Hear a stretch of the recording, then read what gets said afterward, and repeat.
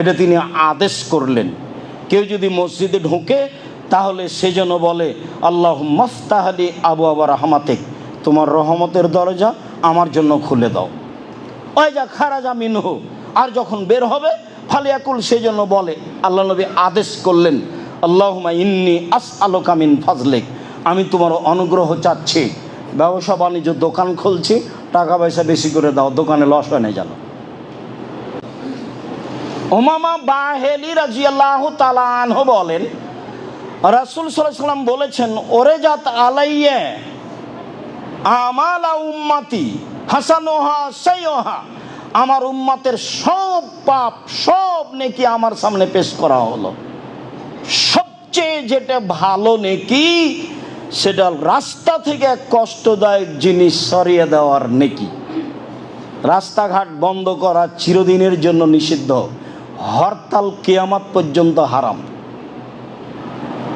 রাস্তাঘাট বন্ধ, কোনো এমপি মন্ত্রীর জন্য রাস্তাঘাট বন্ধ রাখা কিয়ামত পর্যন্ত নিষেধ। খুব ভালোভাবে মনে রাখবেন, একাধিক হাদিস, দুই একটা নয়।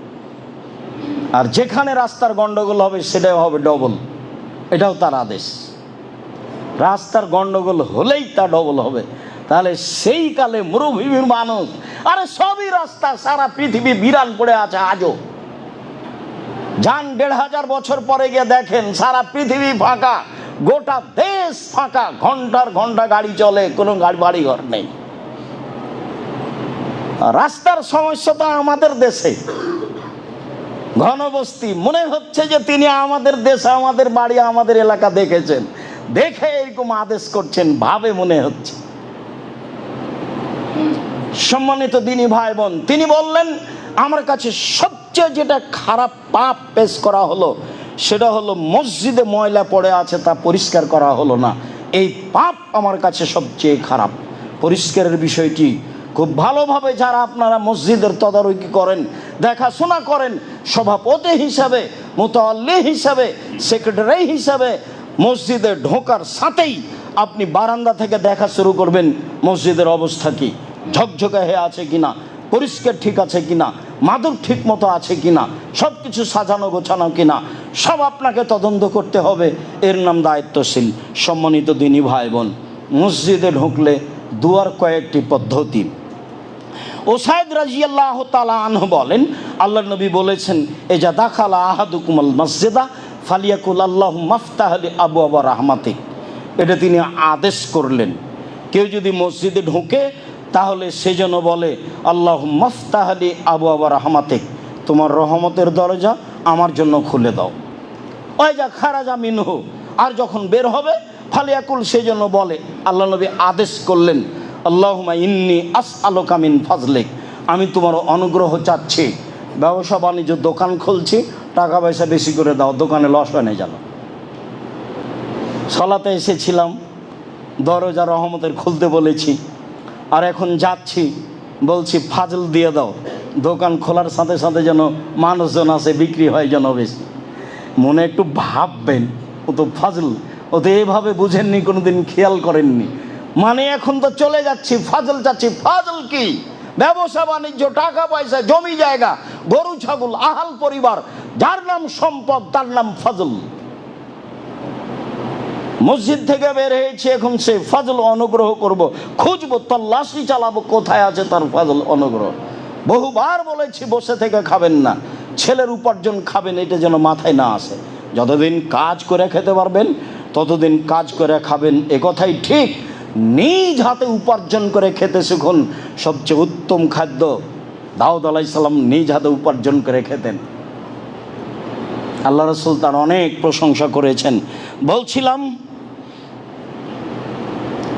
আব্দুল্লাহ ইবনে আমর ইবনে আস রাদিয়াল্লাহু তাআলা আনহু বলেন, কানান নবী সাল্লাল্লাহু আলাইহি সাল্লাম এজা দাখালা ইয়াকুলু, আল্লাহর নবী মসজিদে ঢুকলে বলতেন, এবার তার নিজ কর্ম, তিনি বলতেন আউযু বিল্লাহিল আযীম ওয়া বিওয়াজহিহিল কারীম ওয়া সুলতানিহিল কাদীম মিনাশ শাইতানির রাজীম।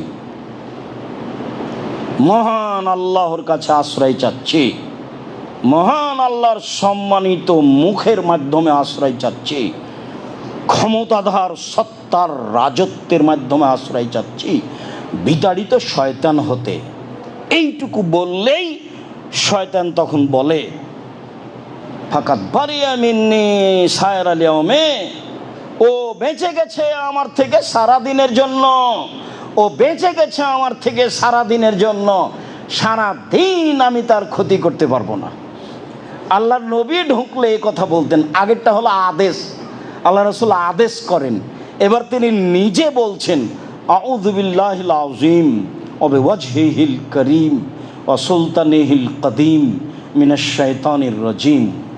দুয়ার বইটা পড়বেন, দিন রাত বলছি, যাওয়ার সময় বইগুলো নিয়ে যাবেন। আপনি আসল সদস্য, আপনি জামিয়া সালাফের 1 নম্বর সদস্য। আপনার সাথে আমার কত আন্তরিকতা তা আপনাকে আমি বুঝাতে পারি না। মানুষের কোটি কোটি টাকার যত দাম আছে, আপনার 10 টাকার আমার কাছে তার চেয়ে অনেক বেশি দাম আছে।